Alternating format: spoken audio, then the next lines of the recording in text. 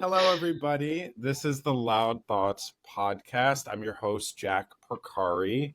Today, I'm joined by Emily Paul, who is a research associate at a hospital in the Western New York area, as well as a cannabis professor. Thank you so much, Emily, for being here with me today.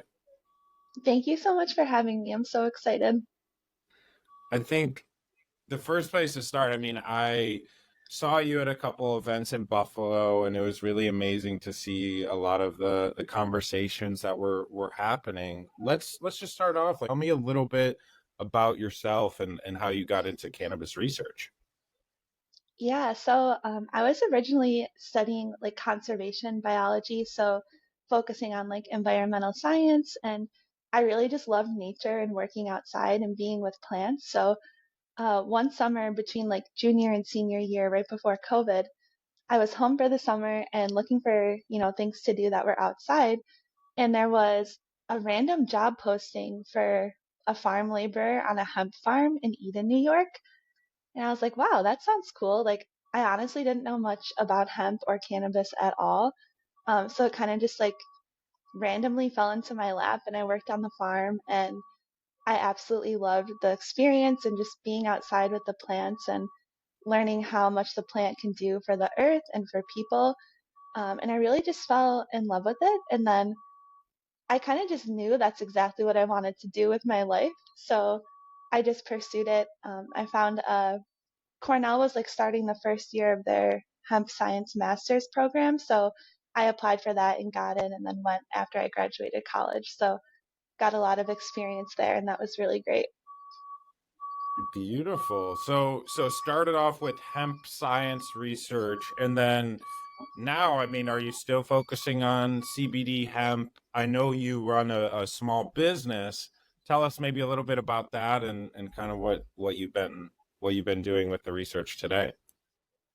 Yeah, so my research now is really focused on THC cannabis, so not just CBD, but I kind of started over there. And Cornell called their program hemp science, I think because of legality, but we learned about like the mechanisms of action and like the pharmacology of cannabis and THC and everything like that. So um, it wasn't really just focused on hemp, but sometimes we have to say that word, so it's seems more legal or Right. something.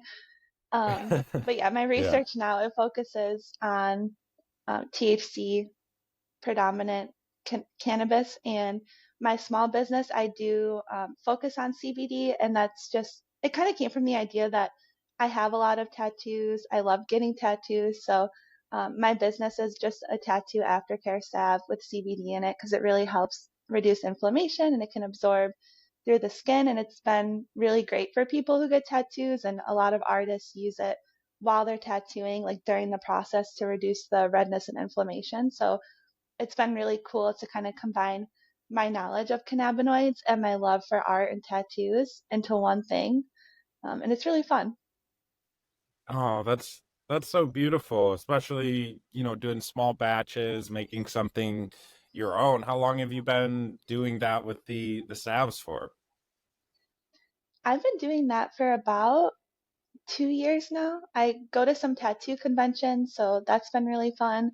And my salve is in a few shops locally, and I actually just got my first client in like the Plattsburgh area, so I was really excited to have like my first shipment away from Buffalo. Yes, yes, that's so amazing. Congratulations on that first shipment. I know it's the first of many. And I think it's exciting because we're at this moment now where everything is transitioning, at least in New York State, everything is transitioning and there's all this empty space and people can create their space in this industry. And that's so beautiful. I love that.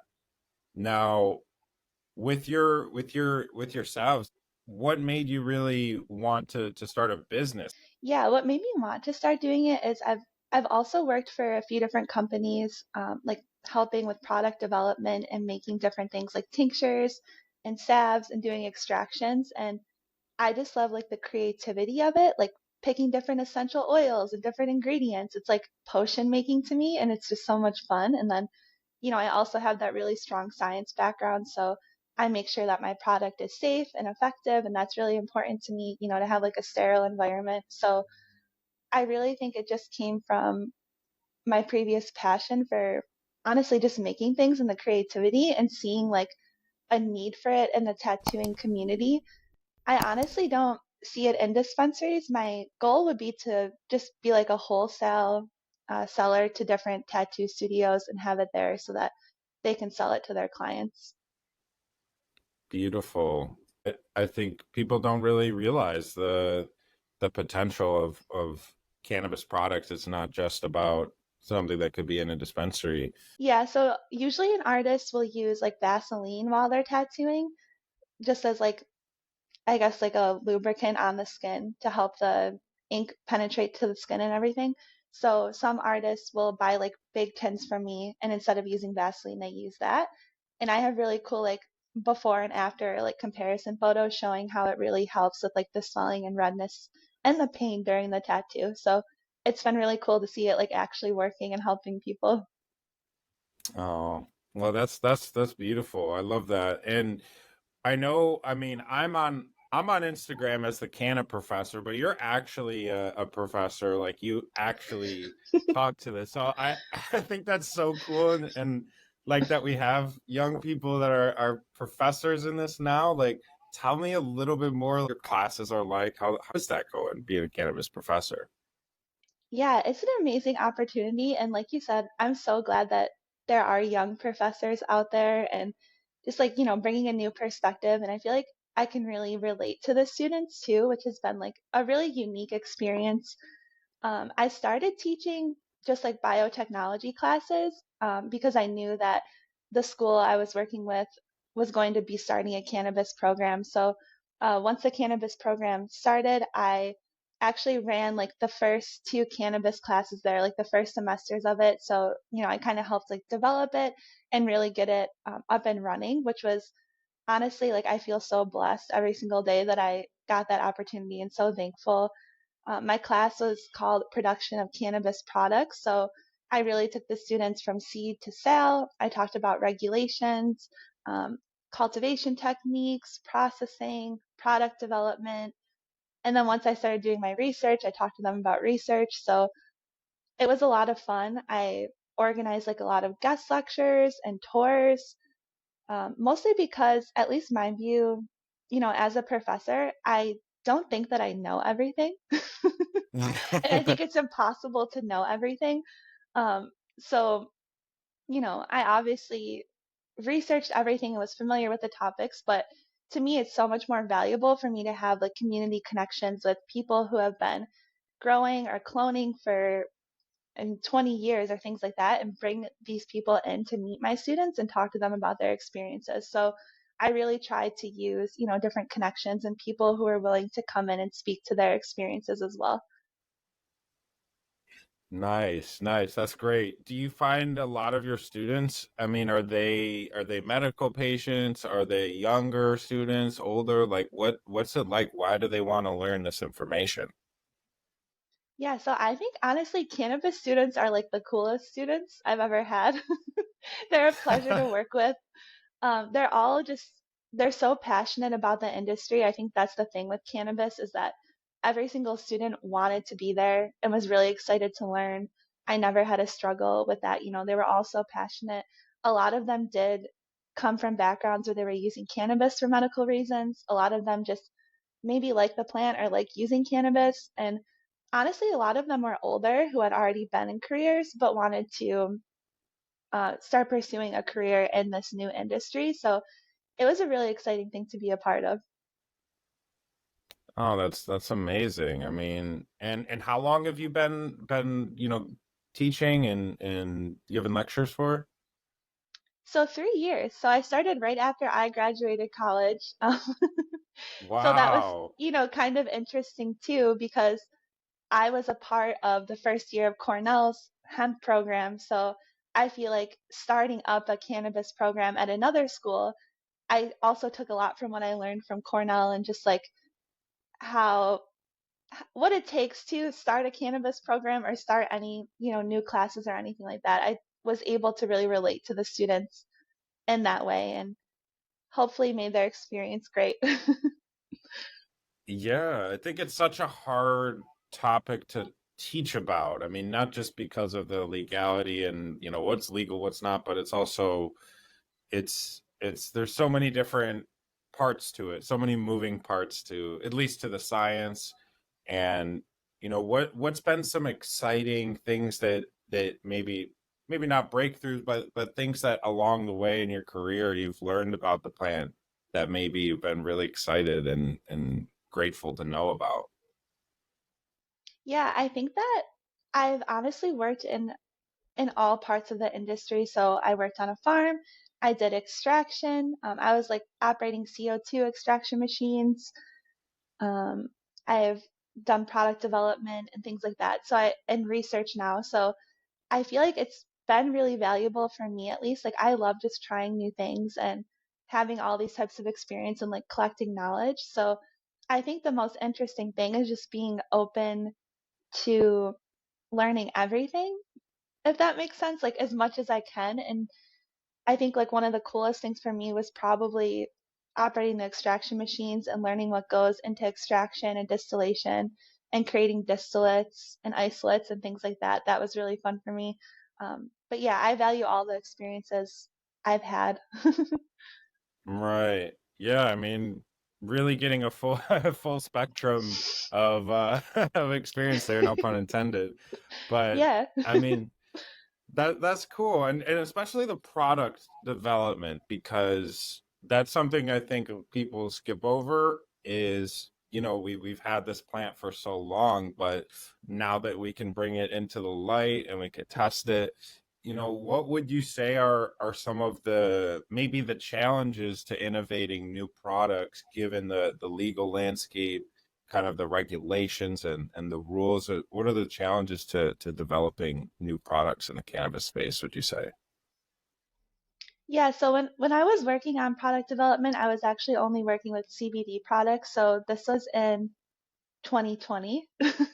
Oh, So okay. Okay. yeah, a while ago. But um, I think, I mean, definitely with all the new regulations and everything, I'm sure I'm not in that space anymore, but I'm sure that's just very, challenging. I thought, at least from my experience, one of the most challenging but like exciting things was working with a customer who kind of like wants you to develop a product for them and they have certain needs and they kind of tell you like this is my idea, these are the things that are important to me, this is what I want, and then you just make a bunch of different versions of a product and send it back to them and see what they like.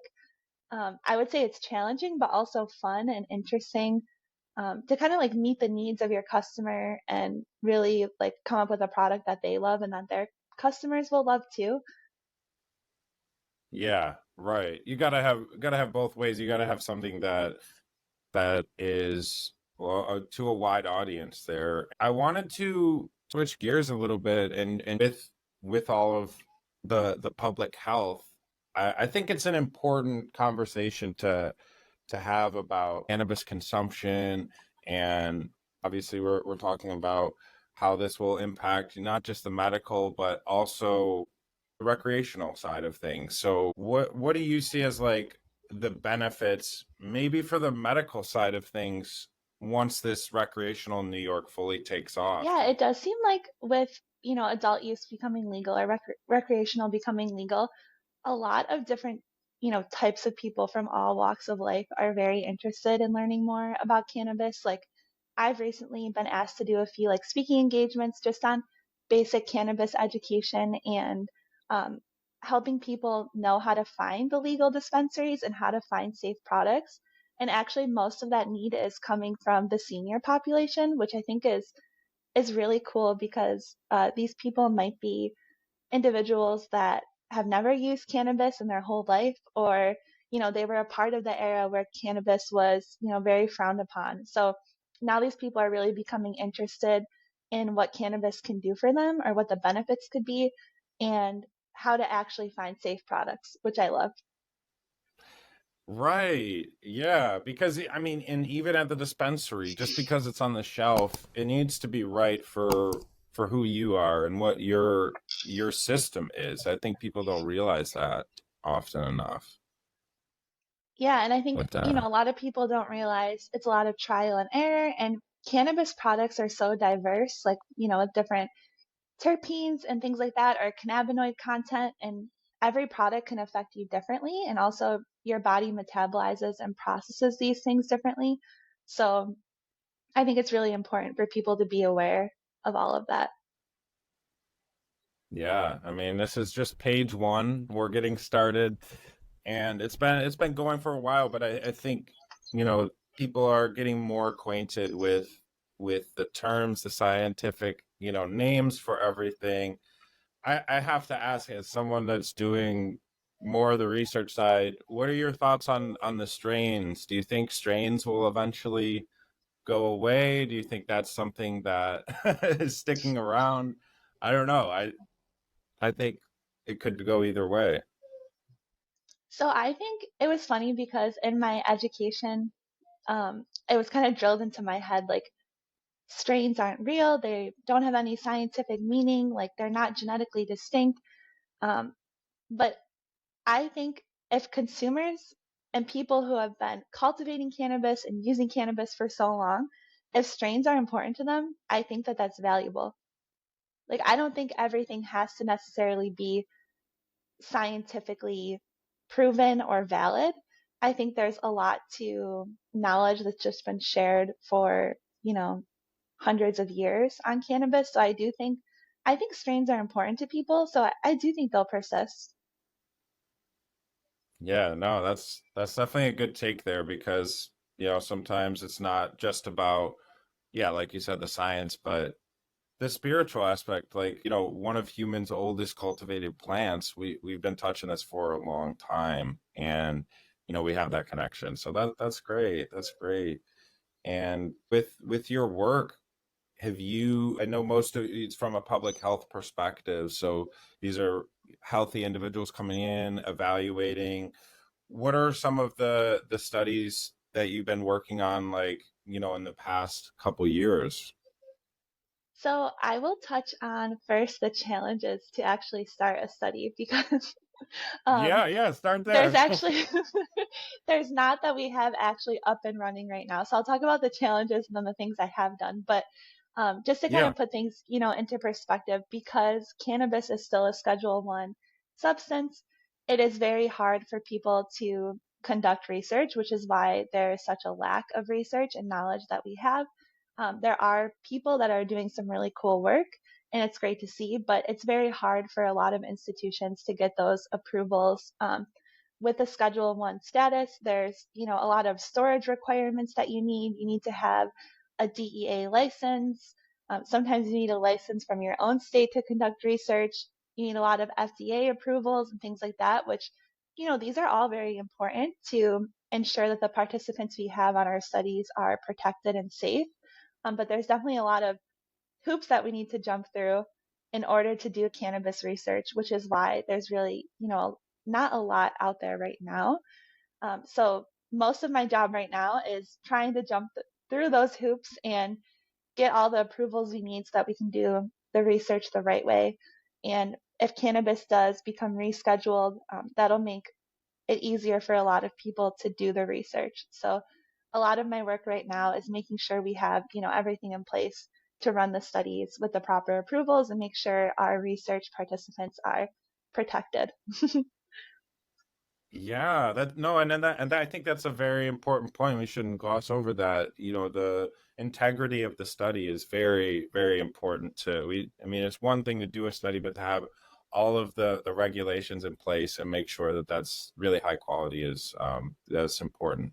Now that we know the challenges, have you been designing studies? Thinking about what you would want to do? What have you been working on? Yeah, so we have, a few things in progress. So the first study we'll be working on, we're actually developing this mobile laboratory where we will take it to participants' homes and they're going to vape their normal cannabis product wherever they normally vape it. And then they're going to come back on the bus, the mobile lab, and we're going to take their blood at different time points. So this type of study is something called PK/PD. That's pharmacokinetics and pharmacodynamics. Pharmacokinetics is like what the body does to the drug. So how is the body processing the drug? And that creates those graphs that you see, like how is it absorbing in the blood over time? And then the Right. pharmacodynamics is how it's affecting the person. So is it affecting their cognition? Are they feeling hungry? Do they feel tired? How is it actually affecting the participant? So after they vape their cannabis product, we're going to have them come back and we're going to analyze those different factors, which is going to be super cool. And I'm very excited for that to be up and running.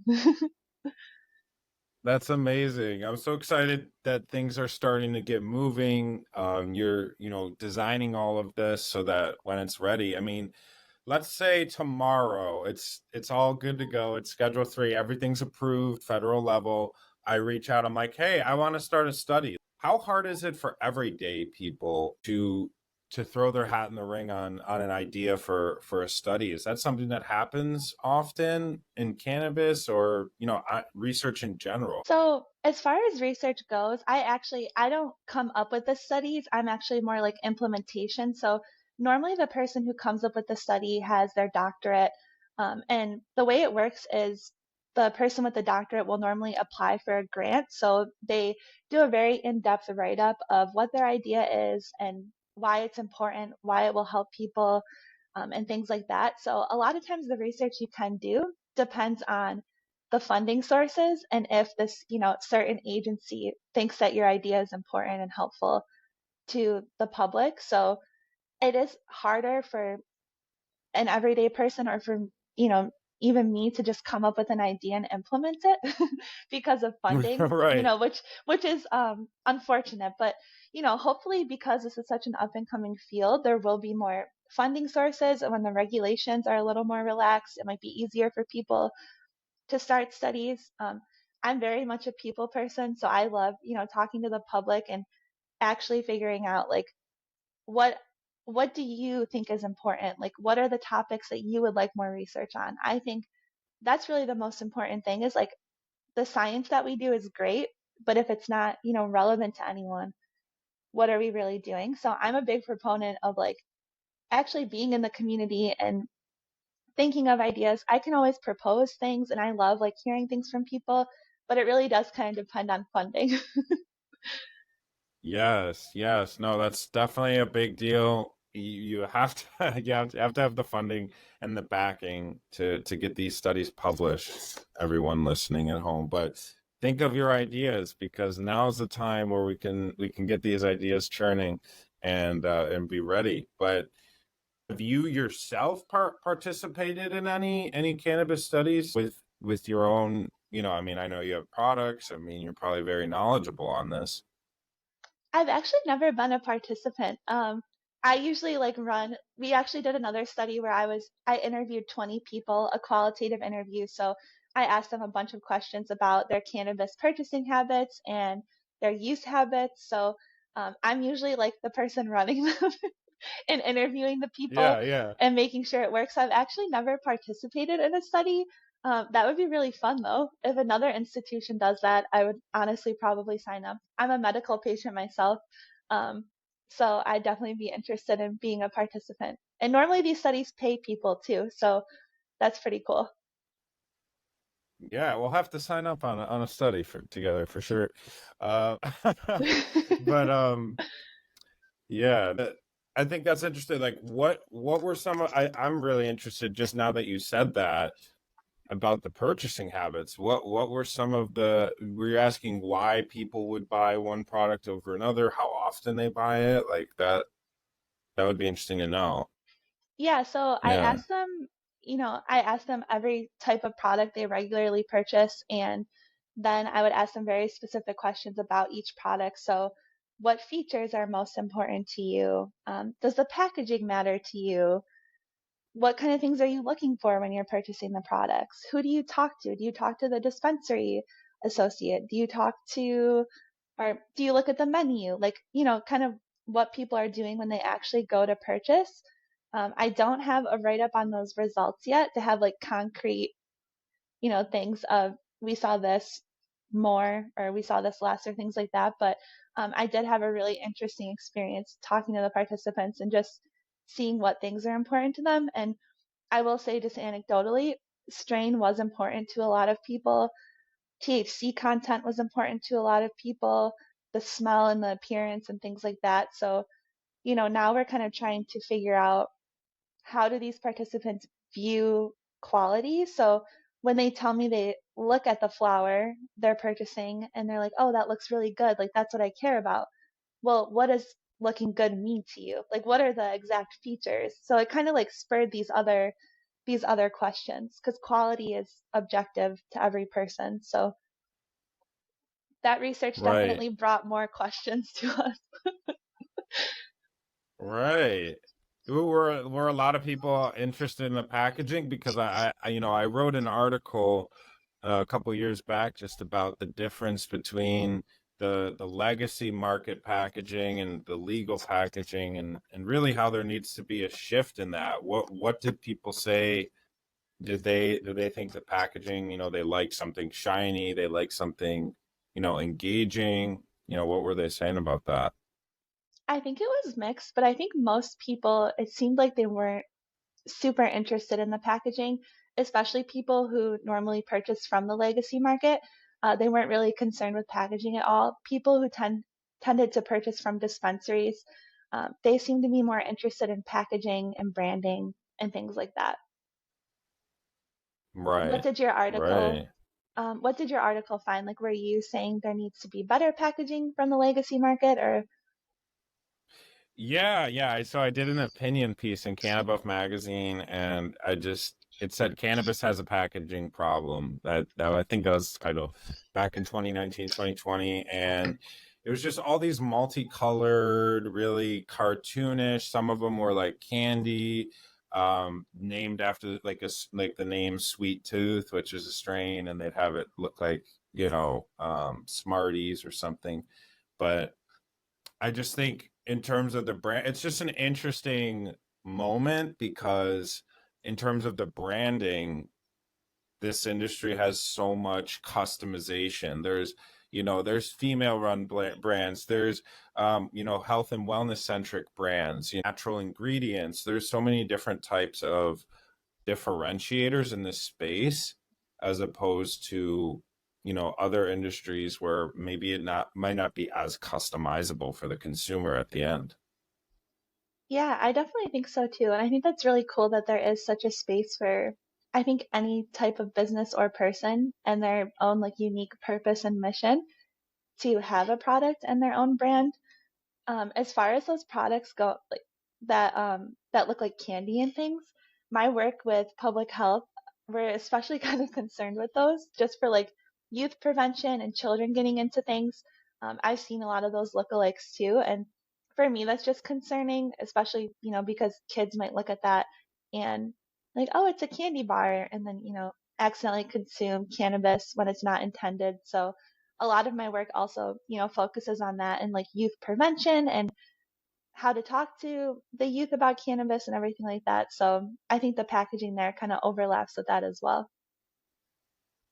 Right. And I'm sure it's stuff that you touch on too in teaching, because there's got to be a lot of people curious about where their products are going at the end of the day. It's going in a bag, it's going in a jar, it's going somewhere. It has to be presented to people. So what are your thoughts on cannabis testing in specific? Do you think that once the industry develops, maybe testing will become easier for everyone?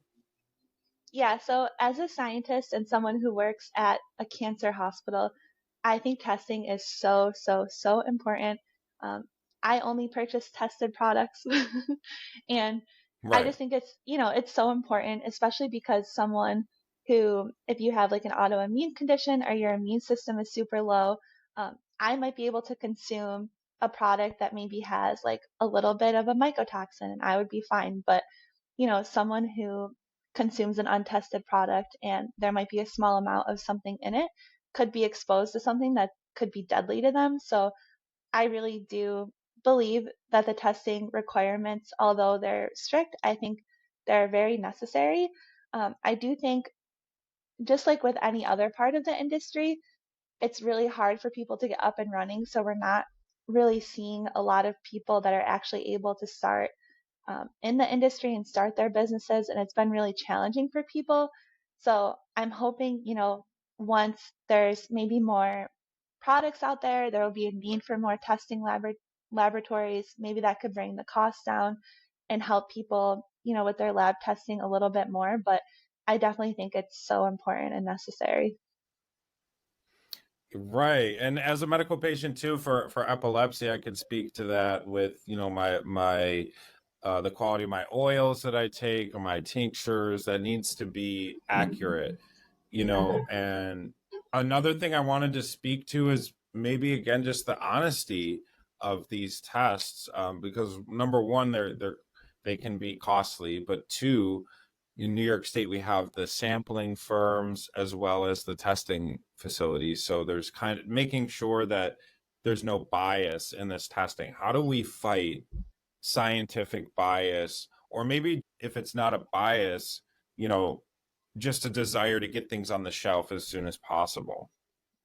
Yeah, that is definitely a concern. There was actually an interesting study that came, I believe it was California. I'll have to send it to you after, but um, they took a bunch of products that were tested and found that there was like a certain percent inflation that was happening with the cannabinoid content. So they were reporting that the THC content was higher than it actually was, because they were thinking that's going to help people sell products. That's what most producers want to see, is that their product is very, potent. They think that's what's super important to people. So I think there's kind of like two answers to this question. I think there's a lot of honest testing laboratories out there that are not just trying to get products on the shelf and really care about reporting accurate information. They're also highly regulated by the Office of Cannabis Management. So, theoretically, these laboratories should be reporting accurate results. And I also think, maybe even shifting away from wanting super high potency products. Like, I think a lot of businesses think the more potent, like the better. And I don't necessarily think that's true. And I also think these products that are super high potency are actually showing to have more health risks that come along with them. So I'm, kind of wondering if we're eventually going to shift away from wanting this high potency, and that will ultimately kind of change this dynamic that's happening here with the testing, where they're like fudging results or, reporting things that are inaccurate. Because I think there's so much more to the cannabis experience than potency. There's the terpenes and how the product smells and tastes and the general experience. So I think maybe we'll be moving away from that, and that'll also help with the honesty of the tests.